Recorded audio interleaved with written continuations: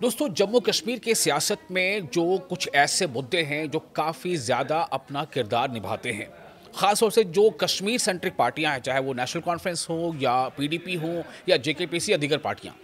370 एक ऐसा मुद्दा है जिसके सहारे से या जिसके आप समझ लें कि जिसकी बैसाखी के सहारे से कई पार्टियों ने अपना सियासी सफ़र जो है वो न सिर्फ ये कि शुरू किया बल्कि एक मंजिल तक भी पहुंचे।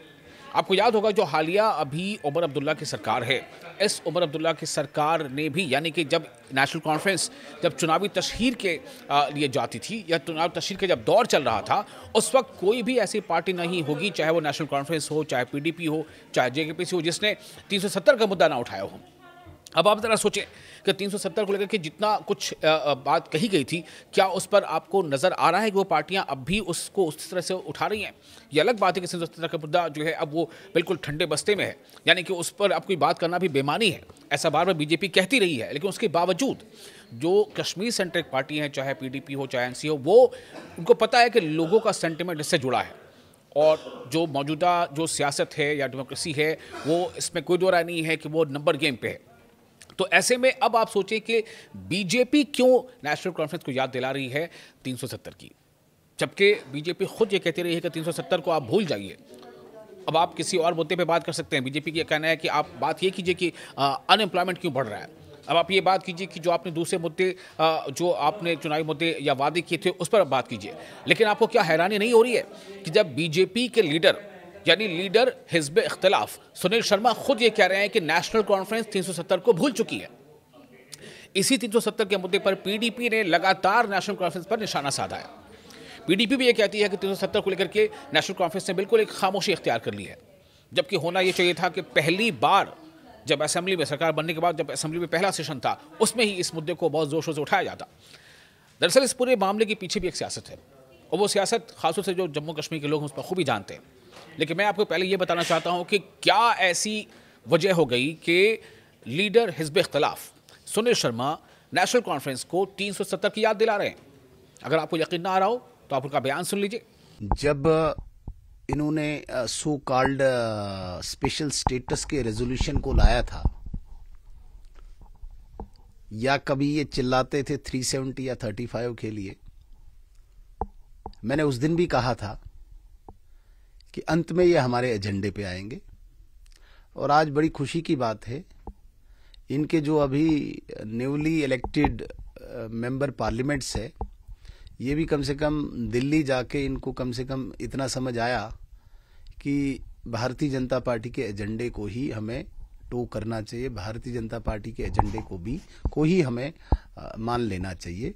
जो ख्वाब, जो झूठ, जो ढकोसला 370 के नाम पे, 35 के नाम पे यहाँ पे इन्होंने दिखाया था, वहाँ पे कम से कम उनको समझ आ गया कि जो फिक्स पार्लियामेंट ने पहले किया है कि स्टेट हुड ही मिलेगा, उसी पे अब ये मेंबर पार्लियामेंट भी आ गए। क्योंकि यहाँ आके ये कुछ ख्वाब दिखा रहे थे, जो उनको सच्चाई का पता चल गया पार्लियामेंट जाके। बड़ी अच्छी बात हुई कि नेशनल कॉन्फ्रेंस के 3 मेंबर पार्लियामेंट्स को ये समझ आ गया कि यहाँ पे हमें स्टेट हुड ही मिलेगा। दूसरे जो ख्वाब हम यहाँ पे दिखा रहे हैं वो दफन हो चुका है, वो स्टोरी है और वो अब तारीख बनी है। तो मैं इनका खैर मकदम करता हूँ, इन तीनों मेंबर पार्लियामेंट्स का, कि भारतीय जनता पार्टी का जो फिक्स्ड एजेंडा है कि हमने स्टेट हुड देना है, वो भी हमारे साथ ही जुड़ गए हैं कि स्टेट हुड ही हमें चाहिए। मैं वेलकम करता हूँ। तो सुना आपने, ये आप सुन रहे थे सुनील शर्मा को, जो बीजेपी के लीडर हैं और जम्मू कश्मीर असेंबली में लीडर हिज़्ब इख्तिलाफ हैं, कायद हिज़्ब इख्तिलाफ हैं, यानी अपोजिशन के लीडर हैं। अब उन्होंने भले ही शायद तंज किया हो, लेकिन ये तंज भी नेशनल कॉन्फ्रेंस के लिए किसी बड़े सियासी हमले से कम नहीं है।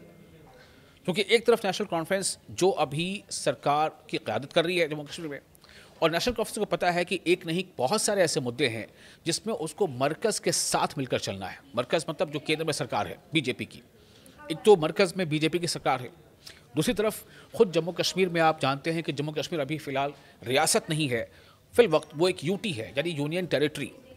जब रियासत थी 2018 से पहले, तो उस वक्त की जो सरकारें होती थी, उन सरकारों को जो इख्तियारात हासिल थे, बेशक उन इख्तियारात में कुछ ना कुछ कमी ज़रूर है।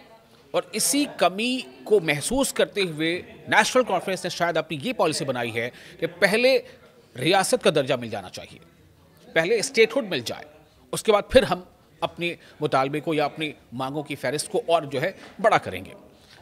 और इसी बात को लेकर के पीडीपी, जो कि पीडीपी को खातिर खा उतनी कामयाबी गुज़िश्ता असेंबली इंतखाब में नहीं मिली जितनी कि उसको तवक्को थी। कामयाबी किसे मिल गई? नेशनल कॉन्फ्रेंस को। 50 के आसपास उसके जो एमएलए आ गए और नेशनल कॉन्फ्रेंस का साथ दे रही थी कांग्रेस। तो पीडीपी भी इसी जख्म पर बार बार जो है चोट मारती है। उसे पता है कि ये कमज़ोर नस है नेशनल कॉन्फ्रेंस की, कि नेशनल कॉन्फ्रेंस उतने ज़ोर शोर से 370 के मुद्दे पर बात नहीं करती है। और इसी कमज़ोर नस को दबा दिया है सुनील शर्मा ने भी। हालांकि ऐसा नहीं है कि सुनील शर्मा चाहते हैं कि एनसी जो है 370 के मुद्दे को उठाए, और जब भी वो चाहते हैं कि नहीं चाहते बात अलग है। लेकिन ये तो सही है ना कि बीजेपी ही ये कहती रही है कि ये मुद्दा तो अब आप ना ही नाम लें तो बेहतर है, तो फिर वो क्यों नेशनल कॉन्फ्रेंस को याद दिला रही है? अब आप सुनिए कि जब नेशनल कॉन्फ्रेंस को याद दिलाया बीजेपी ने कि 370 का मुद्दा क्या आप भूल गए, तो जाहिर सी बात है कि जब ये कमज़ोर नस है और इस पर किसी ने हाथ रख दिया है तो तिलबिलाहट तो होगी। अब उस तिलबिलाहट का जवाब नेशनल कॉन्फ्रेंस की तरफ से जो जम्मू डिवीज़न के जो प्रोविंशियल यानी कि जो अध्यक्ष हैं रतन लाल, उन्होंने किस तरह से दिया है, आप उनके बयान को सुने, फिर आपको समझ में आएगा दरअसल सियासत क्या है। तो जब बीजेपी के लीडर नेशनल कॉन्फ्रेंस को 370 के बारे में ये याद दिलाते हैं कि क्या नेशनल कॉन्फ्रेंस 370 को भूल चुकी है या भूल गई है, तो रतन लाल किस तरह से बीजेपी पर पलटवार करते हैं, ये सुनिए। नेशनल कॉन्फ्रेंस का हमेशा मौकफ है और रहा है और रहेगा, वो है 370। 370 हर जगह हम कहते हैं, और जब हमारी नई सरकार बनी, लोगों की सरकार बनी, रेजोल्यूशन वहां पे भेजा हमने।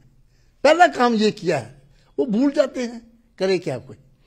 तो इस वक्त जो इशू है वो है रेस्टोरेशन ऑफ स्टेटहुड। फौरी तौर पे जम्मू कश्मीर को मिलना चाहिए। और मैं समझता हूं कि ये जो कल हमारे ऑनरेबल मेंबर पार्लियामेंट, राज्यसभा के मेंबर पार्लियामेंट मिले हैं, मैं उनको मुबारकबाद पेश करता हूं कि जम्मू कश्मीर के लोगों के तर्जमानी की है उन्होंने। वो तो आपने कहा, पीडीपी के साथ साथ बीजेपी ये कह रही है। एलओपी सुनील शर्मा से मेरी आज बात हुई, उन्होंने कहा कि देखिए ये तो सिद्ध हो गया है कि इनको भी अब पता चल गया है कि 370 मिलने वाला नहीं है, वो तो एक हिस्ट्री बन गया, इसलिए ये स्टेटहुड पर आ गए जो हमारा एजेंडा है। वो कहते हैं कि हमारे एजेंडे को ही हाईजैक करा है, स्टेटहुड हमारा ही एजेंडा है, 370 इनका एजेंडा था लेकिन ये भूल गए एजेंडे को। अच्छा है, ये वो वेलकम कर रहे हो। देखिए, मैं फिर आपसे वही कह रहा हूं कि नेशनल कॉन्फ्रेंस अपने मौकफ को कभी भूलती नहीं है। हमने 370 के लिए जब भी हमारी सरकार बनी, लोगों ने जब फौरी तौर पे पहला काम उन्होंने किया कि 370 को जो हमारा जो स्टेटस है, स्पेशल स्टेटस है, उसको रिस्टोर किया जाए। तो सुना आपने, ये था एनसी का जवाब। अब जाहिर है कि एनसी कहीं ना कहीं इस मामले पर यानी उतनी मुखर नहीं है। एनसी ये ज़रूर कह देती है कि हमने इसको लेकर के एक जो है स्पेशल स्टेटस की हमने बात की है और हमने असेंबली में स्पेशल स्टेटस के मुद्दे पर रेजोल्यूशन लाया था। जबकि पीडीपी का जोर क्या रहता है, JKPC Jammu Kashmir peoples conference का जोर क्या रहता है, या और दूसरी जो कश्मीर सेंट्रिक पार्टियां, उनका जोर क्या रहता है? उनका जोर रहता है कि नेशनल कॉन्फ्रेंस को घेरा जाए 370 के मुद्दे पर। जिस 370 के मुद्दे पर उन्हें लगता है कि नेशनल कॉन्फ्रेंस को बड़ी कामयाबी मिली, जम्मू कश्मीर की बड़े हिस्से में अवाम का उनका वोट मिला, उनका एतमाद हासिल हुआ, उस मुद्दे पर नेशनल कॉन्फ्रेंस जो है वो मसलहतन सियासी मसलहत है या क्या है, उसके तहत अगर वो खामोश है तो उसी पर चोट मारा जाए।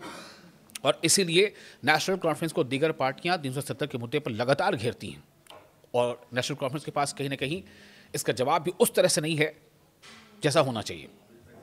और शायद यही वजह है कि बीजेपी भी अब 370 के मुद्दे पर नेशनल कॉन्फ्रेंस पर निशाना साध रही है और ये कह रही है कि दरअसल आप कुछ और भी नहीं कर रहे। आप ना तो जो वादे आपने और दूसरे वादे किए थे, सिलेंडर फ्री करने का वादा, बिजली फ्री करने का वादा, या फिर एजुकेशन में और ज़्यादा बेहतरी लाने का वादा, अनएम्प्लॉयमेंट को कम करने का वादा, तो वो वादे कहाँ गए? तो उन्होंने ये भी कहा कि नेशनल कॉन्फ्रेंस तो 370 भी भूल चुकी है। अब इस मुद्दे पर आगे और क्या कुछ होता है, चूंकि देखिए जम्मू कश्मीर में दो तीन चीज़ें काफ़ी अहम है। एक तो स्टेटहुड का मुद्दा, स्टेटहुड के मुद्दे पर भी जितनी वोकल नेशनल कॉन्फ्रेंस है या कांग्रेस की यूनिट है जम्मू कश्मीर में या फिर पीडीपी है, उतनी बीजेपी शायद नहीं है, क्योंकि बीजेपी को पता है कि नेशनल उस मुद्दे पर हम जो है मुतालबे की सियासत नहीं कर सकते, चूँकि वज़ीर दाखिला और ख़ुद वज़ीर आज़म ने ये वादा किया हुआ है कि उचित समय पर जम्मू कश्मीर, जिसका पहले जो उसका हक़ था यानी कि रियासत का, तो वो रियासत के दर्जे की बहाली कर दी जाएगी। ऐसा नहीं कि जम्मू कश्मीर को रियासत का दर्जा दिया जाना है, बल्कि पहले से वो एक रियासत का दर्जा उसे हासिल था, उसे वापस दिया जाएगा। ले लिया गया है जो वापस दिया जाना है। और भी ख़ास तौर से इस पर चर्चा ज़्यादा इसलिए शुरू हो गई है कि जब नेशनल कॉन्फ्रेंस के जो नए राज्यसभा के तीन मेंबर पार्लियामेंट हैं, चाहे वो सज्जाद किचलू हो या चौधरी रमज़ान हो या गुरविंदर सिंह हो, तो इन तीनों ने वज़ीर दाखिला से मुलाकात की और इस मुलाकात में 3 मुद्दों पर ख़ास तौर से जो लोगों के सामने ये बात ब्रीफ की गई है, वो 3 मुद्दे अहम हैं। वो है स्टेटहुड, जम्मू कश्मीर के वैसे कैदी जो जम्मू कश्मीर के बाहर की जेलों में, उनको वापस जम्मू कश्मीर की जेलों में लाना, और एक और अहम मुद्दा उस पर यही है कि किस तरह से जल्द जो बिजनेस रूल अभी तक तय नहीं हो पाया है उस पर बात करना। तो अब देखते हैं कि आखिर ये बात कहाँ तक आगे जाती है और सियासत 370 के इर्द गिर्द और कितनी होती है, और 370 के बहाने से नेशनल कॉन्फ्रेंस पे कौन कौन सी पार्टियां कब किस तरह से निशाना साधती हैं और नेशनल कॉन्फ्रेंस का जवाब कैसे देती है, देखना काफ़ी अहम होगा।